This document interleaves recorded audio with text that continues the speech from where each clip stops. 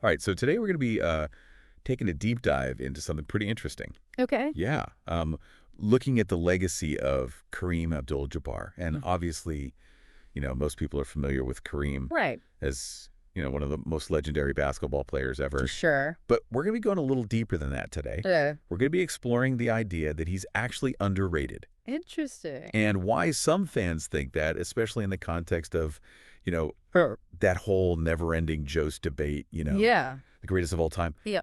So to do this, we're going to be looking at a bunch of different sources. We've got some really passionate Reddit threads where fans are, Right. really going back and forth about where he ranks compared to other all-time greats. I love that. Yeah. So, and then also some background info from sources like Wikipedia and the California Museum, just to give us some context. Perfect. Yeah. So I think we're going to uncover some pretty interesting stuff here. Sounds good.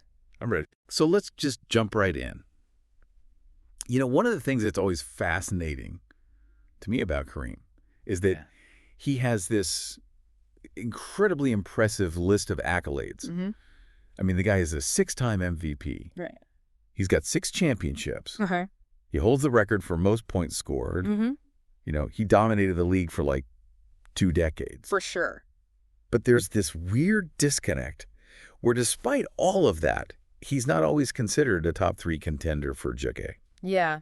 What's interesting about this whole debate is you said it goes beyond the simple stats. Right. Because he has the accolades, he has the championships, but somehow that doesn't always translate to automatic top 3 in these greatest of all time rankings. Right. It's almost like there's a perception gap, Right. Like you look at the numbers and you're like, okay, this guy is objectively one of the greatest to ever do it. Yeah. But then when you look at, the way people talk about it, the rankings, the lists, he's not always right up there. And so one of the recurring themes that I kept seeing in these Reddit threads was this idea that maybe the era he played in is kind of working against him, Okay.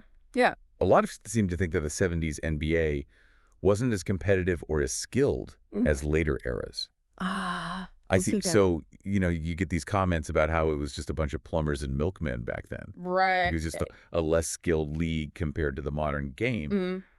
But to me, that feels like a vast oversimplification. Oh, for sure. It's easy to fall into that trap of thinking, oh, if I was playing back then, I would have dominated. But it's not that simple. Right. Exactly. And, it's so interesting because it forces us to, examine how we even judge entire eras of a sport. Right. Like you said, it's easy to fall into that trap of thinking, oh, players back then, It was easier or something. Yeah, but the reality is the game evolves. Strategies change. Athleticism reaches new heights, Right. But that doesn't diminish the accomplishments of earlier players. I mean, imagine judging Shakespeare by today's standards of playwriting. Right. It's just a different context. Totally different context, yeah. And then there's also the factor of we don't have as much footage. Oh, that's a good point. Yeah. From that era, especially compared to, all the Jordan highlights and LeBron highlights. Right. We have at our fingertips now. That's true. It's almost like the 70s or this lost decade of basketball. Yeah, like trying to appreciate a silent film Yeah. when you're so used to Exactly. big budget CGI blockbusters. Exactly. Just a different experience. You're right. Okay, so that's the era argument. But there's another one that comes up a lot too. And it's this whole idea of ring culture. This obsession with counting championships as the be-all, end-all measure of a player's worth. Oh, yeah, the ring counting. Yeah, and it feels like that's a relatively recent phenomenon. It really does feel that way. Like it's been fueled by social media and, the 24/7 news cycle and this need for these, really easily digestible narratives. I think you're right. And, it's interesting because, Yeah. this ring counting almost makes us forget to appreciate the full story, Right. all the nuances of a player's career. Yeah, exactly. And it feels like we're so obsessed with just counting rings Right. that we lose sight of, the actual impact a player had, the subtleties of their game. Right.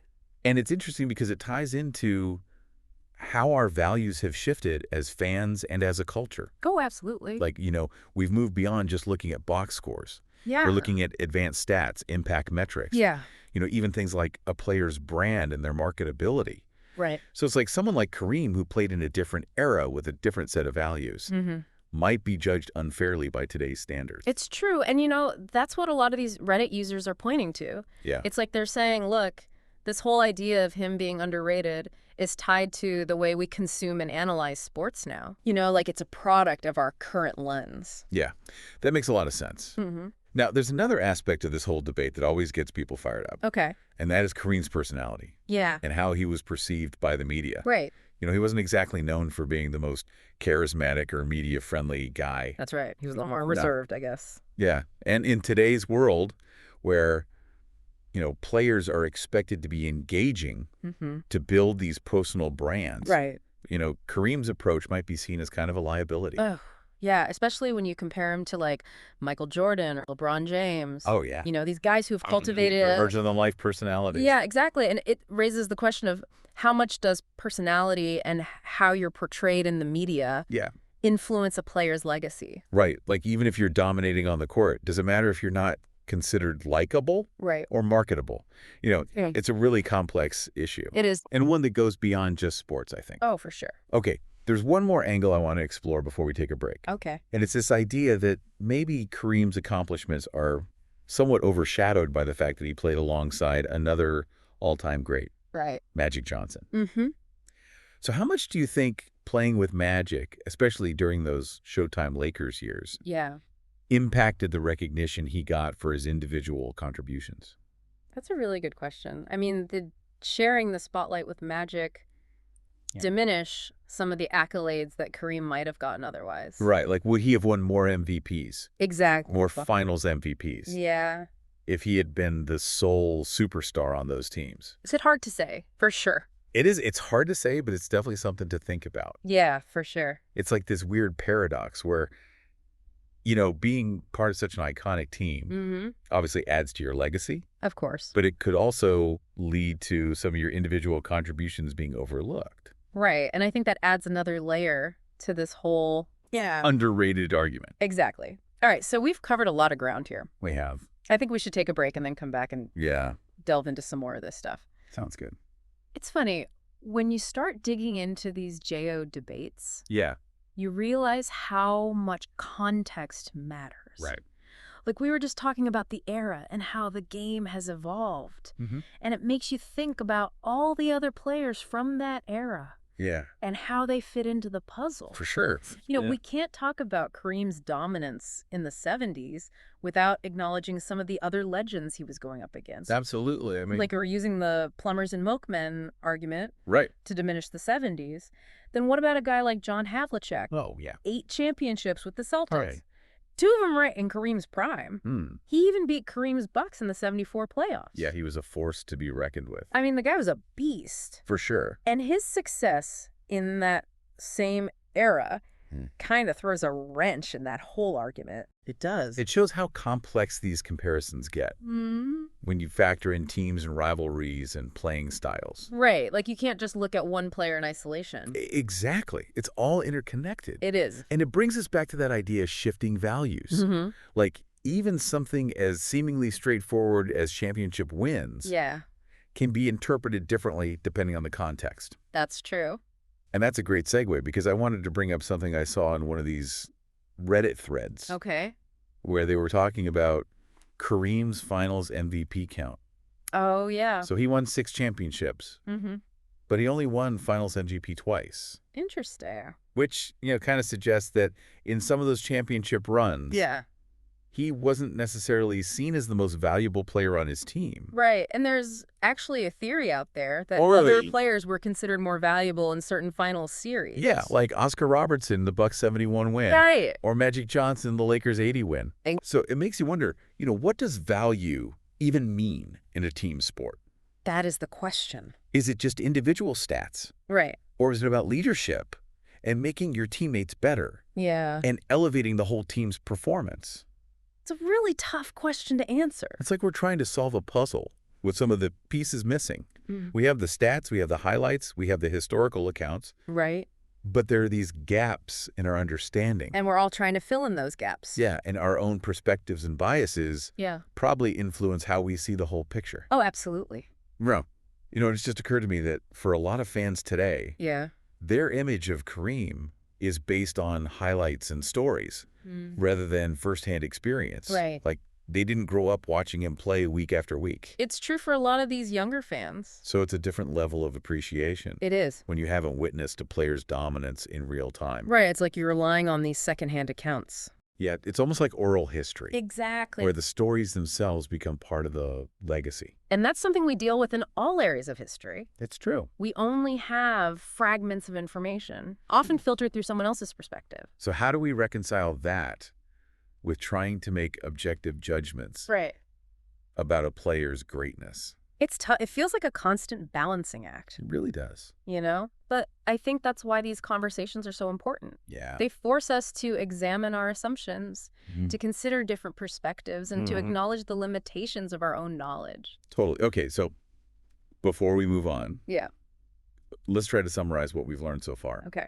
It seems like the arguments for Kareem being underrated go beyond just comparing stats or championships. They do. Like, we've seen how the era he played in, the media coverage, even shifting cultural values, all play a role in shaping how his legacy is perceived. Absolutely. It's not a simple equation. Right? It's about narratives, cultural context, and even our own personal biases. Exactly. And that's what makes this whole conversation so interesting. It really does. You know, speaking of exploring different facets of a player's legacy, Okay. I feel like we haven't talked much about Kareem's activism. Oh, yeah. And his commitment to social justice. Right. I mean, this is a huge part of his story. Absolutely. He was incredibly outspoken about racial equality and civil rights. Even when it wasn't popular to do so. Exactly. And I feel like that often gets overshadowed by the on-court discussions. It does. But it's incredibly significant. For sure. I mean, it's easy to get caught up in the stats and the trophies. Right. But we have to remember that these are real people with lives and values that extend beyond the game. Exactly. And in Kareem's case, his willingness to speak out against injustice is a powerful testament to his character and his enduring legacy. It adds a whole other layer of complexity and depth to his story. And it makes you wonder how we should weigh those contributions when we're having these greatest of all time conversations. That's a great question to think about. Yeah. As we head into our final segment, you know, we've delved into the arguments, the context. Yeah. We even touched on Kareem's activism. So now I want to turn it over to you, the listener. Yeah. Where do you stand on the Kareem question?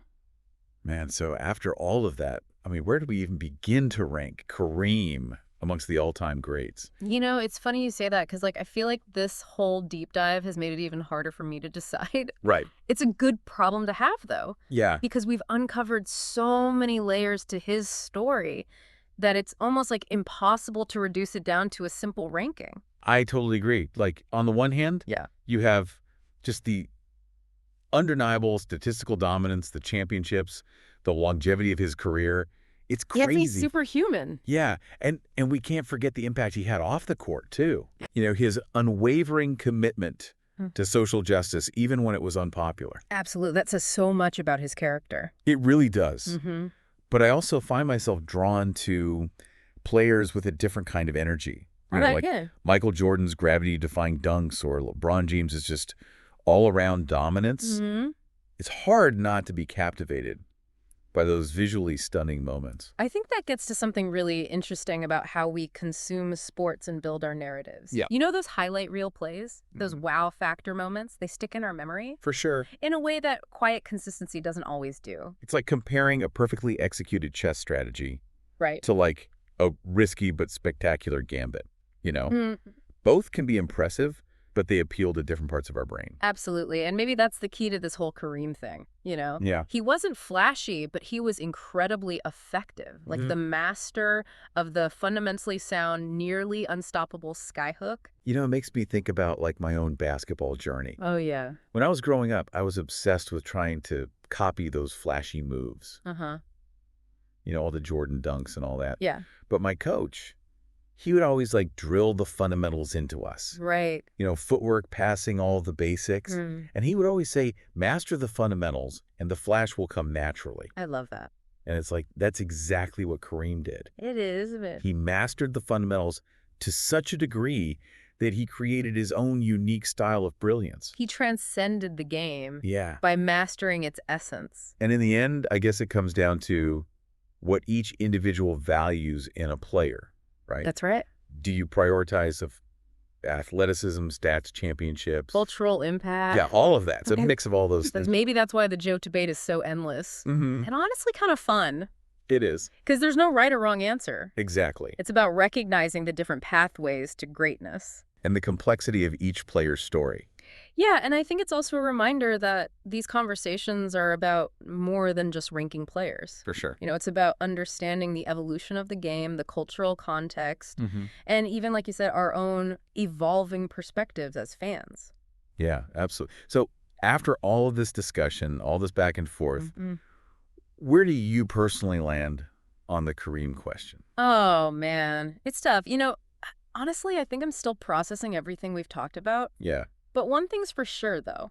What's that? Kareem Abdul-Jabbar deserves to be at the forefront of any Jarrett conversation. I completely agree. I mean, his impact on the game on and off the court is undeniable. This deep dive has definitely deepened my appreciation for him. Yeah, me too. It's way more nuanced and complex than I ever realized. It really is, and hopefully it sparks something for you, the listener, too. Yeah. Maybe it's, reevaluating your own criteria for greatness, or just a newfound curiosity about Kareem's journey. Right, exactly. And so next time you find yourself in one of those heated Jew-8 debates, just remember that, there's no single right answer. Right. It's about understanding the full context, appreciating the diverse ways that players have shaped the game. Right. And, maybe even questioning your own assumptions along the way. Yeah, and who knows? Yeah. Maybe you'll even find yourself, making the case for Kareem. I think you might be right about that. Yeah. All right.